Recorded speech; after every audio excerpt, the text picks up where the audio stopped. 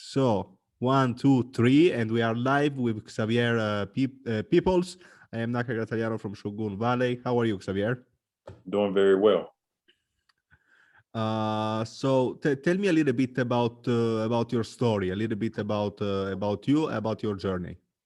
Okay, cool. So I'm Xavier Peoples. I am from Atlanta, Georgia, in the Yeah. United States. And I started this company, HBCU Change, which is an app with the goal of raising $1 billion for HBCUs over the next 5 years. And for those who don't know, HBCUs are historically Black colleges and universities. These colleges and universities were started in the early 1800s because African Americans in this country were not allowed to go to predominantly white institutions. And so a lot of these schools were started by churches to educate African American students all over the United States. And so even to this day, there's still some, I guess, I'm not going to call them racial divides, but those schools aren't properly resourced like other schools are. And so I see that there's a need out there.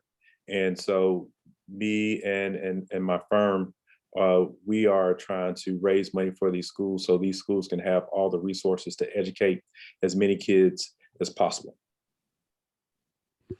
Okay, fantastic. So, how are they important HBCUs in the Black community in the United States?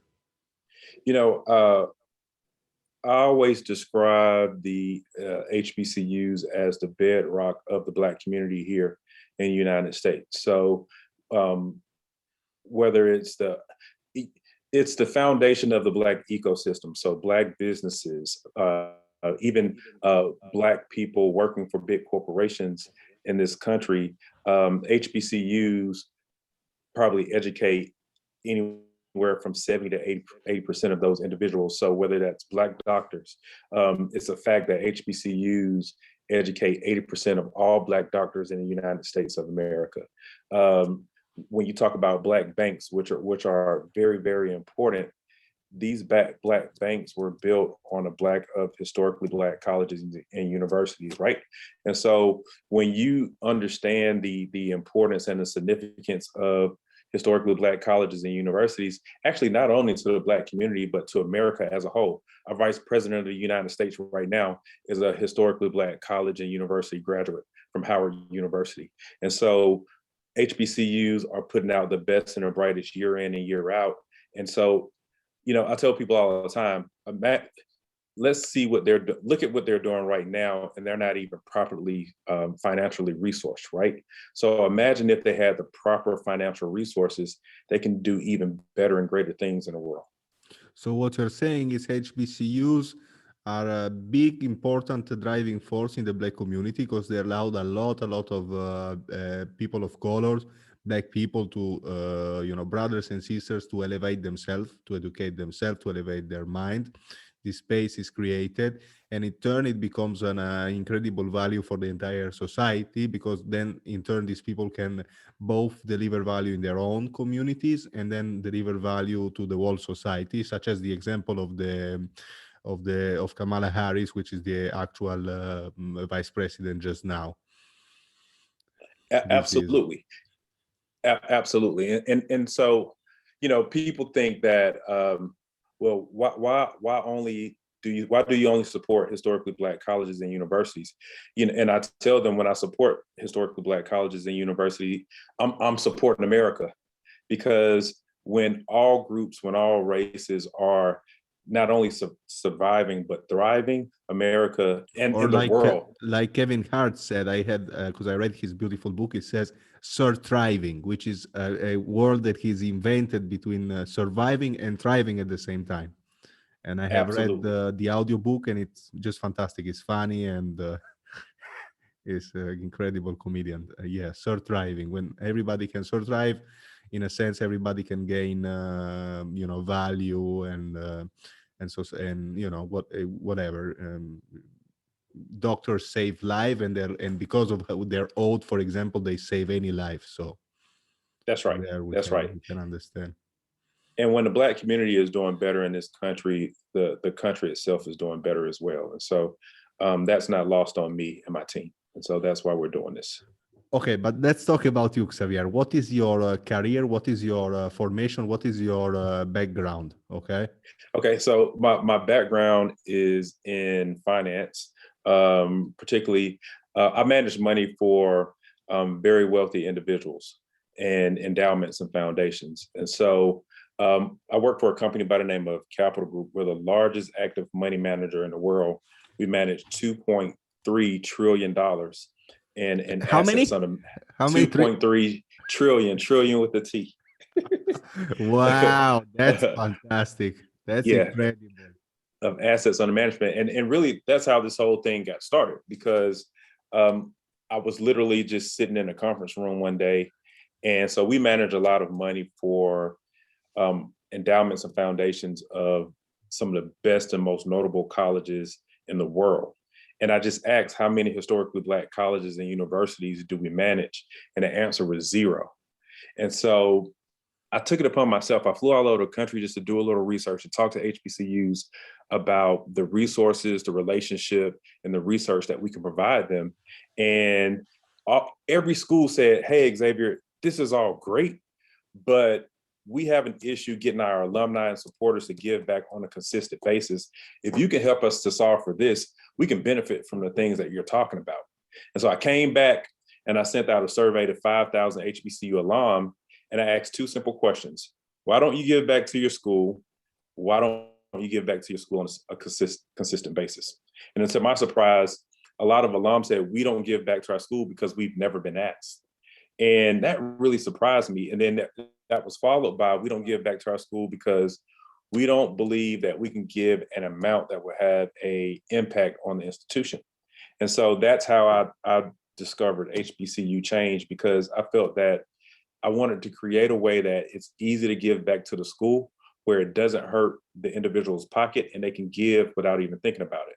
I don't know if you're familiar with an app by the name of Acorn, but it allows you to take your change from your daily transactions and invest in the market. Well, this is Acorn for HBCUs. Acorn. Okay. Acorn. How do you spell it? Because I want to investigate it. This one in particular. ACORN. Fantastic. Acorn. Yep. Okay. I think that's a beautiful idea, right? You don't even realize that you are investing or you are helping out your foundation. That's Correct. really a tremendous innovation. So you can sort of set it in automatic.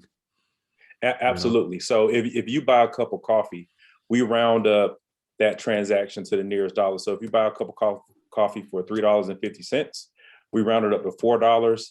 That 50 cents goes to, in this case, the historically Black college and university of your choice. Okay. Okay, and but so, my question is, how many stores, how many restaurants, how many supermarkets are conventioned to accept payment with this app? For example, I was reading that the more and more stores and areas they will accept Bitcoin currency, but not everyone does. So how do you get? I can understand how you can download the app on your phone and you can pay with this application. But how you get all of the businesses and all of the institutions to have a software or a system where they can accept this type of payment? So the unique thing about our app is it's connected to your debit and your credit card. So it doesn't matter where you shop. Okay. It rounds up every transaction on your debit and your credit card. So if you went to the grocery store, if you went to buy a meal at a local fast food restaurant, no matter where you go, it's going to round up every transaction to the nearest dollar and give that change to the HBCU of your choice. So I will physically pay with my card, yep. But it will automatically. So I'll pull out my card, go to the shopping center, it will round it up, and it'll give the difference. So I pay $9.50, $9.75. It gives the remaining 25 cents, 50 cents to your college of choice. Okay. That's right. And so what we found is, on average, the average person rounds up about $27 per month. Okay. Okay. And if you think about it, these universities have thousands upon thousands of alumni. And so there's a university here in Atlanta where I am, Clark Atlanta University, they have over 40,000 alumni. So if only 10,000 of those alumni were to connect to our app and give on a monthly basis, that would be 270,000 a month, close to $3 million a year going back to that university, which will have tremendous impact on the university, just with 10,000 people signing up and averaging about $27 a month and change that they're giving back to their school. And so our whole mission, or our whole theme, is group economics. Thousands upon thousands of people doing the same thing for one cause, just doing a little bit at a time, that will have a huge impact. Okay. And you have like you set up 1 billion in 5 years, which you think it's realistic as a goal. Oh, absolutely. Because there are 103 historically Black colleges and university in the United States, and there are over 2 million alumni that are outstanding in the United States. And so if we can get half of those individuals to sign up on our app and give back to their institution, we could exceed our goal of doing $1 billion to HBCUs in 5 years. And in addition to that, we're doing corporate partnerships that corporations are matching the dollars that we are raising through rounding up. And so we can get to that number even faster as well. And so there's no doubt in my mind that we can do $1 billion. Whatever, how does it work for corporations? So typically what corporations would do is they would put a number out. So they would say, hey, in this case, I have a corporation. They say, listen, if this particular school rounds up $100,000 in 6 months, we will match that $100,000. And so essentially they're doubling what that school is raising over a 6-month period. Wow. Wow. Right. Okay, that is like pure philanthropy. Absolutely. Absolutely. Okay. And so what we're doing is we're going out and we're trying to get as many corporate partnerships as possible to get corporations to match. See, a lot of people, they go out and they ask corporations for direct dollars, saying, hey. But are they, yeah, I'm sorry, are they other realities who are doing this? Like, could there be in the future, or that I don't know about, if, for example, somebody, if I want to support both HBCUs to round to the dollar and support on another app with one other debit card, like some people have various credit and debit card, I may want to support, I don't know, let's say children in Syria, or research, scientific research for medical cure. For example, in Italy, we have it's a historically long problem that researchers feel that they are being underpaid and there is not enough money in technological or scientific research. So could this be like a trend, a new trend that you just that expands to the masses? Absolutely.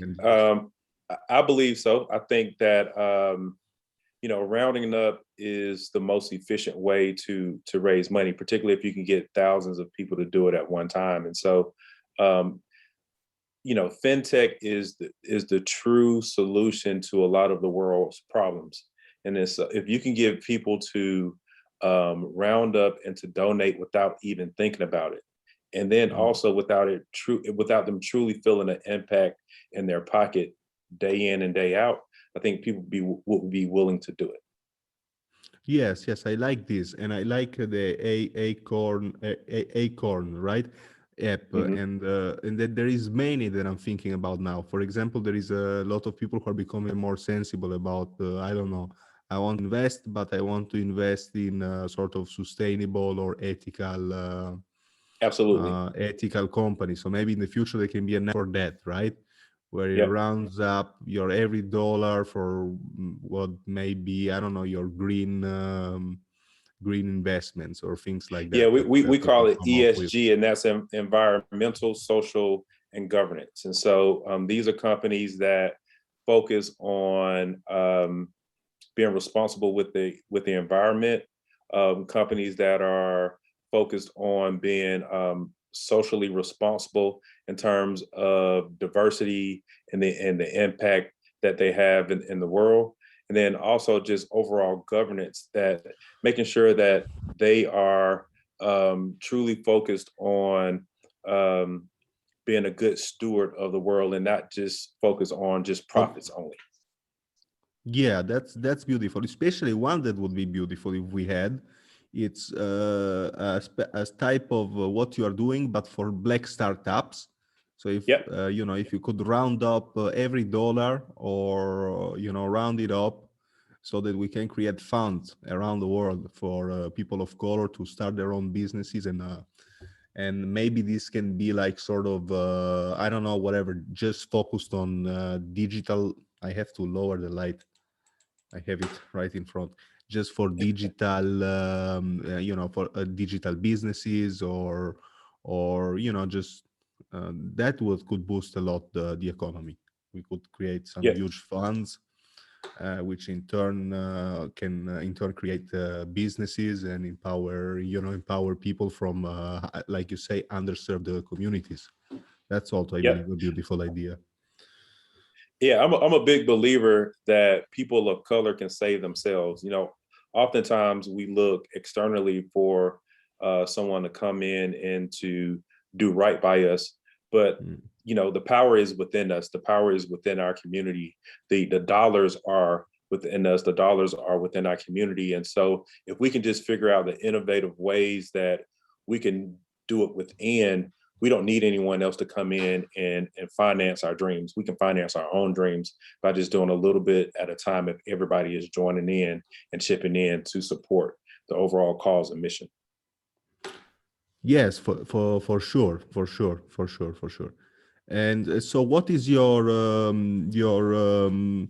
I don't know, your mission? What's after this? After you raise the $5 billion, what you're looking forward to?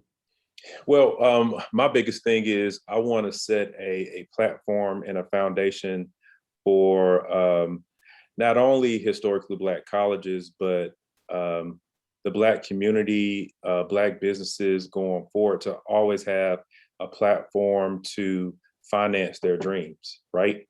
Um, this is something that I feel that it's generational, that we could build this platform to consistently raise money for generations to come, that will ultimately bear fruit and pay a dividend in the long term for young brothers and sisters around the world that are just coming up, and they will have the opportunity and they don't have to lack any resources and relationships, because we have it within ourselves to get this done for them.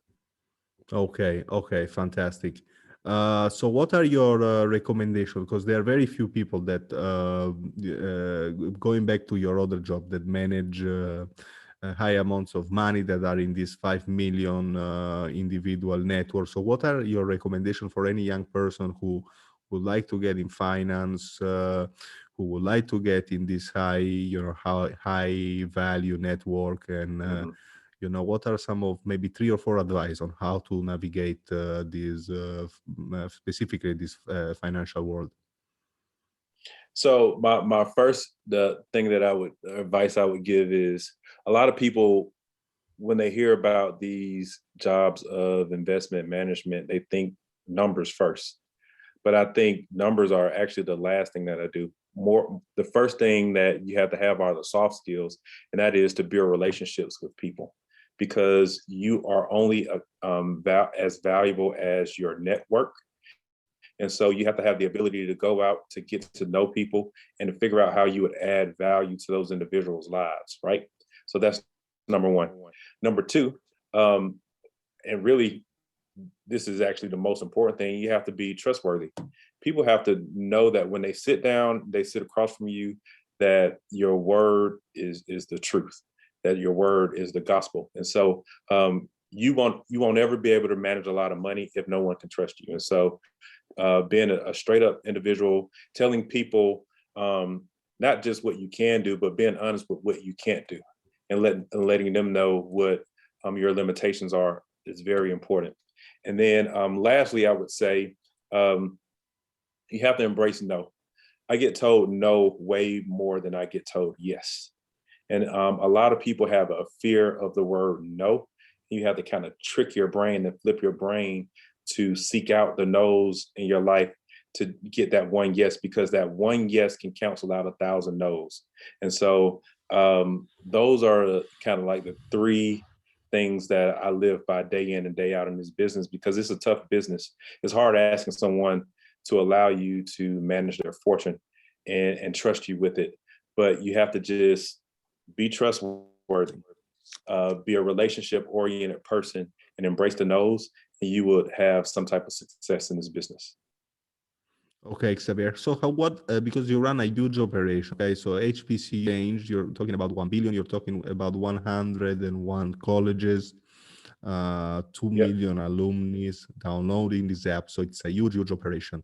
So do you have some advice sure. on how to launch and manage big projects, and project that can be, sort of revolutionary, that nobody has done before, or that are new in your environment, or how to go about, proposing these new initiatives, and then after the step one, which is getting the approval on this proposal, getting people involved, how do you go about managing all of this, and what are some of the habits you have to just keep With going, because it's 5 years, it's a long commitment.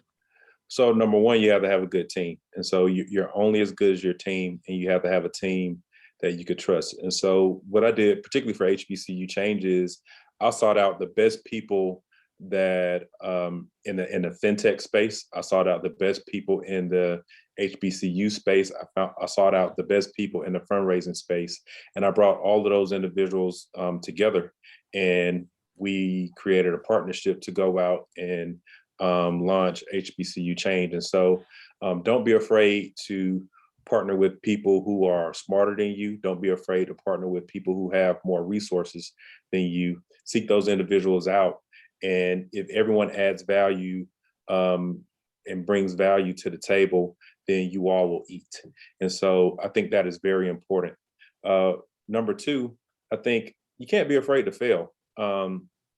Don't be afraid to take risks. A lot of people say, Xavier, you put $1 billion out in the atmosphere. That's a huge number. Do you really think that you can raise $1 billion for HBCUs in 5 years? I'm not afraid to fail. If I raise 500 million and I didn't get to $1 billion, I still won.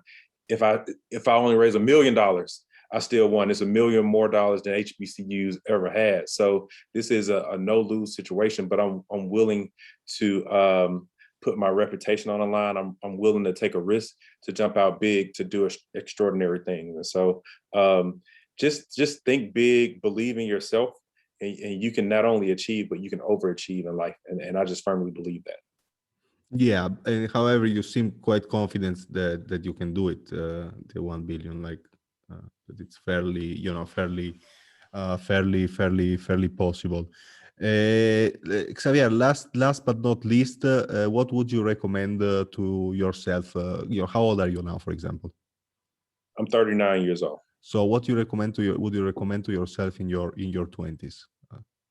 Going back, so you take the time machine, you go back, you look at yourself in the eyes, and you say, here is 3 words of advice for you, Xavier. 3 words of advice would be, or of guidance,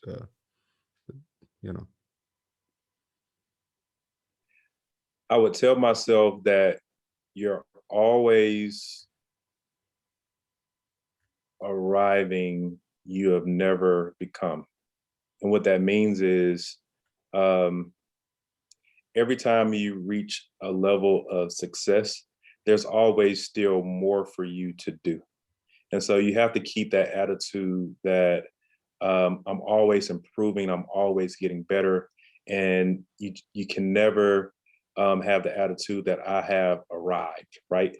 And so I would tell my younger self to just keep pushing hard no matter what amount of success that I have achieved, because there's still more for me to do in this world. There's more impact for me to have in this world. And so just keep pushing.